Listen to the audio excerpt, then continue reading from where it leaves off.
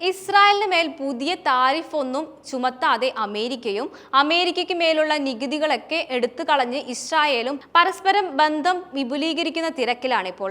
അതിനിടയിൽ ഇസ്രായേലുമായുള്ള ആയുധ വ്യാപാരവും വർദ്ധിപ്പിക്കാനുള്ള ശ്രമത്തിലാണ് ഡൊണാൾഡ് ട്രംപ്. 20,000-ൽ അധികം അമേരിക്കൻ നിർമ്മിത അസാൾട്ട് റൈഫിളുകൾ ഇസ്രായേലിലേക്ക് വിൽക്കാനുള്ള കരാറാണ് പുതുതായി വരാൻ പോകുന്നത്. ട്രംപ് സർക്കാർ ഇതുമായി മുന്നോട്ട് നീങ്ങുകയാണെന്നാണ് ഉന്നത വൃത്തങ്ങളിൽ ഉദ്ധരിച്ച അന്താരാഷ്ട്ര മാധ്യമങ്ങൾ പുറത്തുവിടുന്ന റിപ്പോർട്ടുകൾ. ഇസ്രായേലുമായുള്ള ഈ തോക്ക് ഇടപാടുമായി മുന്നോട്ടു പോകാൻ ജോ ബൈഡൻ ഭരണകൂടം താൽപര്യം കാട്ടുന്നില്ല. ആയുധങ്ങൾ പലസ്തീനിൽ താമസിക്കുന്ന ഇസ്രായേൽ പൗരന്മാരുടെ കയ്യിൽ എത്തിക്കണമെന്നും അവർ അത് ദുരുപയോഗം ചെയ്യാതിരിക്കുമെന്നുമുള്ള ആശയം മുൻനിർത്തിയാണ് ഈ തോക്ക് കച്ചവടം ബൈഡൻ സർക്കാർ വൈകിപ്പിക്കുന്നത്. ഇതാണിപ്പോൾ ട്രംപ് നടപ്പാക്കാൻ പോകുന്നതും. ഇതിനു മുമ്പും ട്രംപ് ബൈഡൻ തടഞ്ഞുവെച്ച ആയുധങ്ങൾ ഇസ്രായേലിന് എത്തിച്ചിരുന്നു. തോക്ക് വിൽപ്പനയ്ക്കായുള്ള $24 ബില്യൺ, അതായത് ഏകദേശം 205 കോടി രൂപയുടെ ഇടപാടിനെ കുറിച്ചുള്ള അറിയിപ്പ് മാർച്ച് 6-ാം തീയതി സ്റ്റേറ്റ് ഡിപ്പാർട്ട്മെന്റ് അമേരിക്കൻ കോൺഗ്രസിന് അയച്ചുകൊണ്ടാണ് ഇപ്പോൾ പുതുതായ വിവരങ്ങൾ പുറത്തുവന്നത്. തോക്കുകളുടെ അന്തിമ ഉപഭോക്താവ് ഇസ്രായേൽ നാഷണൽ പോലീസ് ആയിരിക്കുമെന്നാണ് ഈ അറിയിപ്പിൽ പറയുന്നത്. പ്രധാനമന്ത്രി ബെഞ്ചമിൻ നെതന്യാഹുവിന്റെ സർക്കാരിലെ തീവ്ര വലതുപക്ഷ അംഗമായ ഇസ്രായേലിന്റെ ദേശീയ സുരക്ഷാ മന്ത്രിയാണ് ഇസ്രായേൽ പോലീസ് സേനകളുടെ മേൽനോട്ടം വഹിക്കുന്നത്. ഒക്ടോബർ 7-ലെ ആക്രമണങ്ങൾക്ക് ശേഷം, പ്രത്യേകിച്ച് 2023 നവംബറിൽ the times of Israel report ചെയ്തതുപോലെ സിവിലിയൻ സുരക്ഷാ സ്ക്വാഡുകൾക്ക് ആയുധം നൽകുന്നത് അദ്ദേഹത്തിന്റെ മന്ത്രാലയം മുൻഗണന നൽകിയിട്ടുണ്ട്. ബെൻഗ്വറിന്റെ നേതൃത്വവും നയങ്ങളും വിവാദങ്ങളാൽ അടയാളപ്പെടുത്തുന്നവയാണ്. അറബ് വിരുദ്ധ പ്രവർത്തനത്തിന് പേരുകേട്ട ഇദ്ദേഹത്തിന് കുറ്റാരോപണങ്ങളുടെ ഒരു നീണ്ട ചരിത്രമുണ്ട്. വംശീയതയെ പ്രകോപിപ്പിക്കാൻ ഉൾപ്പെടെ കുറഞ്ഞത് 8 കേസുകളിലെങ്കിലും അദ്ദേഹത്തിന് മേലുണ്ട്. അക്രമപരവും വംശീയപരവുമായ പ്രത്യയശാസ്ത്രം കാരണം നിയമവിരുദ്ധമാക്കപ്പെട്ട കാച്ച് പ്രസ്ഥാനത്തിന്റെ പ്രത്യയശാസ്ത്രവും പിൻഗാമിയായി അദ്ദേഹത്തിന്റെ പാർട്ടിയായ ഓസ്മ യെദൂഹിസ്റ്റ് കണക്കാക്കപ്പെടുന്നു. ട്രംപിന്റെ തീരുവാക്കേണിയിൽ വിയറ്റ്നാം ഉണ്ട് ഇപ്പോൾ. എന്നാൽ അവസരം തുറക്കുക ചൈനയാണ്. തോക്ക് വിൽപ്പനയ്ക്കായുള്ള $24 ബില്യൺ, അതായത് ഏകദേശം 205 കോടി രൂപ ഇടപാടിനെ കുറിച്ചുള്ള അറിയിപ്പ് മാർച്ച് 6-ാം തീയതി സ്റ്റേറ്റ് ഡിപ്പാർട്ട്മെന്റ് അമേരിക്കൻ കോൺഗ്രസിന് അയച്ചിട്ടുണ്ടെന്നാണ് ഇപ്പോൾ പുറത്തുവരുന്ന വിവരം. തോക്കുകളുടെ അന്തിമ ഉപഭോക്താവ് ഇസ്രായേൽ നാഷണൽ പോലീസ് ആയിരിക്കുമെന്നത് ഈ അറിയിപ്പ് പറയുന്നു. പ്രധാനമന്ത്രി ബെഞ്ചമിൻ നെതന്യാഹുവിന്റെ സർക്കാരിൽ തീവ്ര വലതുപക്ഷ അംഗമായ ഇസ്രായേലിന്റെ ദേശീയ സുരക്ഷാ മന്ത്രി ഇറ്റാമർ ബെൻ ഗ്വയർ ആണ് ഇസ്രായേൽ പോലീസ് സേനയുടെ മേൽനോട്ടം വഹിക്കുന്നത്.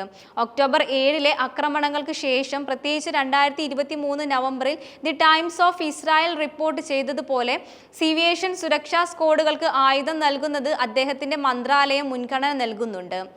ബെൻഗ്വറിന്റെ നേതൃത്വവും നയങ്ങളും വിവാദങ്ങളാൽ അടയാളപ്പെടുത്തുന്നവയാണ്.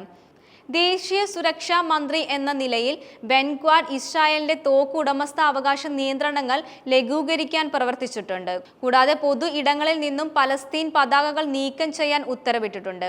അദ്ദേഹത്തിന്റെ അഭിപ്രായങ്ങളും പ്രവർത്തികളും വ്യാപകമായി വിമർശിക്കപ്പെടുകയാണ്.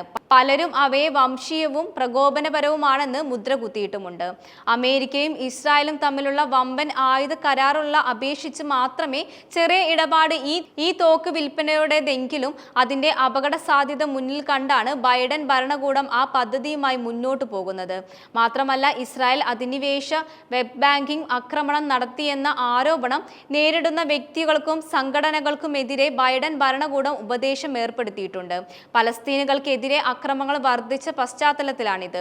പക്ഷേ ഇതെല്ലാം അവഗണിച്ചും തിരുത്തിയുമായിരുന്നു ട്രംപ് ഭരണകൂടം നടപടികൾ സ്വീകരിച്ചത്. റഷ്യൻ യുക്രൈൻ സംഘർഷത്തിൽ പുണ്യാളന്റെ വേഷം ധരിച്ച ട്രംപ് പക്ഷേ ഗാസ യുദ്ധത്തിൽ ഇടപെട്ടതോടെ ആ നല്ല പരിവേഷം അങ്ങ് അവസാനിപ്പിച്ചു എന്ന് വേണം പറയാൻ. കാരണം യുദ്ധത്തിന് മൂർച്ച കൂട്ടാനും വെടിനിർത്തൽ പ്രാബല്യത്തിലാക്കാനുമൊക്കെ ഒരേ സമയമാണ് ട്രംപ് പ്രവർത്തിച്ചത്. ഇതിലും നന്നായി ട്രംപിന്റെ ഇരട്ടത്താപ്പ് വ്യക്തമാക്കാൻ വേറെ ഒരു കാരണവുമില്ല. ഇസ്രായേലുമായി കടുത്ത ബന്ധം സ്ഥാപിക്കുകയും ഹമാസിനെതിരായ യുദ്ധത്തിൽ പിന്തുണ വാഗ്ദാനം ചെയ്യുകയുമാണ് ചെയ്തത്.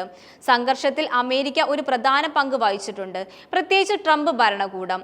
ഡെമോക്രാറ്റിക് നിയമ നിർമ്മാണങ്ങളുടെ ആശങ്കകൾക്കിടയിലും മനുഷ്യാവകാശ ആശങ്കകൾ കാരണം വിൽപ്പന തടയാനുള്ള പ്രമേഹങ്ങൾ തള്ളിക്കളഞ്ഞതുകൊണ്ട് അമേരിക്കൻ സെനറ്റ് അടുത്തിടെ ഇസ്രായേലിന് 8.8 ബില്യൺ ഡോളറിന്റെ ആയുധ വിൽപ്പനയ്ക്ക് അംഗീകാരം നൽകിയിരുന്നു.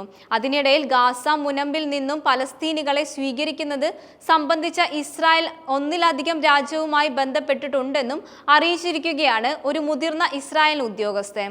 ഗാസയിൽ ഇസ്രായേൽ നടപ്പാക്കിയ പുതിയ ആക്രമണത്തെ ന്യായീകരിച്ച ഉദ്യോഗസ്ഥൻ 59 പേരെ ഇപ്പോഴും ബന്ദികളാക്കിയിട്ടുള്ള ഹമാസുമായുള്ള നിലപാടിൽ ഇതുവരെ ഒരു മാറ്റവുമില്ലെന്ന് പറഞ്ഞു.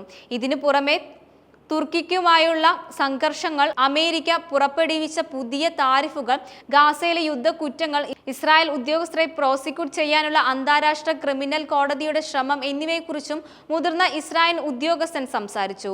അതുമാത്രമല്ല, ഗാസ മുനമ്പ് ഏറ്റെടുത്ത് എല്ലാ പലസ്തീനുകളെയും സ്ഥിരമായി മാറ്റിപ്പാർപ്പിക്കാനുള്ള അമേരിക്കൻ പ്രസിഡന്റ് ഡൊണാൾഡ് ട്രംപിന്റെ പദ്ധതി മുന്നോട്ട് കൊണ്ടുപോകാൻ അമേരിക്ക സജ്ജമായി പ്രവർത്തിക്കുന്നില്ലെന്നും റിപ്പോർട്ടുകളുണ്ട്.